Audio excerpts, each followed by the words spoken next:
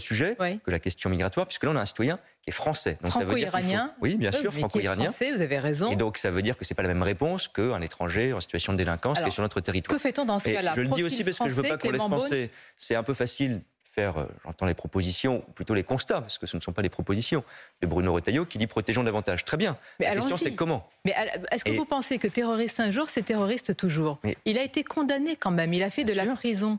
Mais Sani Mabrouk, on a un état de droit. Il a été condamné. Il a purgé sa peine.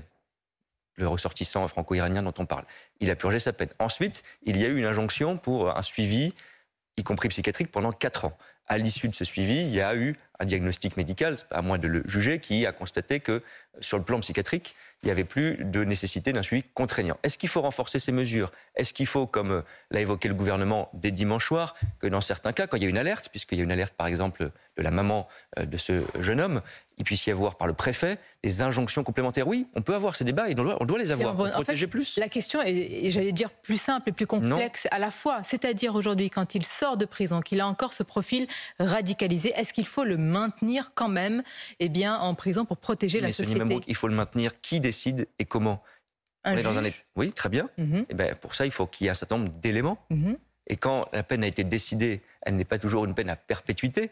Ça peut être la question de le renforcement de notre arsenal pénal. Ça peut être la question d'une alerte qui est donnée par un préfet ou par un juge. Ça, on peut y travailler. Mais voit bien ceux qui ont la baguette magique et qui disent il suffisait de le garder pour toujours en prison. Mais vous aussi, vous avez, pardonnez-moi, vous avez une même réponse pavlovienne. Vous me dites l'état de droit. Mais monsieur le ministre, est-ce que l'état de droit n'est pas un bouclier percé aujourd'hui pour la sécurité des Français? Moi, je fais partie de ceux qui pensent que nous avons besoin de l'état de droit. C'est quoi? C'est des règles et des gens qui décident de manière indépendante. Si on basculait dans autre chose que l'état de droit, nous ne serions plus une démocratie qui protège ses citoyens. Je pense que personne n'a envie de ça. Mais qu'on renforce notre arsenal pénal, oui. Pourquoi est-ce que adapter ou trouver des mesures d'exception pour ces profils très dangereux, ce serait aujourd'hui porter atteinte à l'état de droit? Je pense que beaucoup de Français ne comprennent pas. C'est le débat qu'il y a par exemple sur les fichiers S en général. Est-ce que le fait d'être fichier S, qui est un outil de nos services de renseignement, un outil administratif, doit donner lieu en soi, par exemple, certains le disent, à une forme de condamnation ou même d'enfermement éternel? Moi, je pense que, c'est pas moi personnellement, c'est pas pour ne pas protéger les gens, tout le monde veut protéger.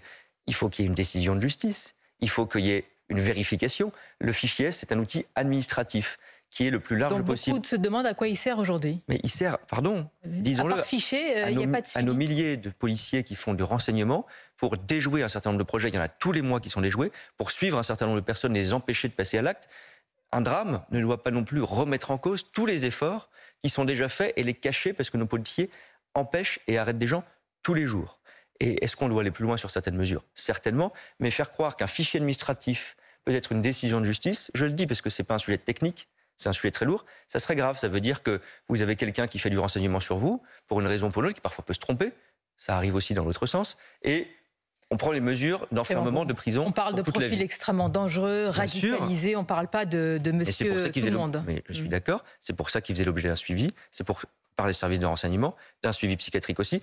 Est-ce que ce cas-là nous appelle à faire plus et mieux? Évidemment, parce qu'à chaque fois qu'il y a un drame, c'est un échec.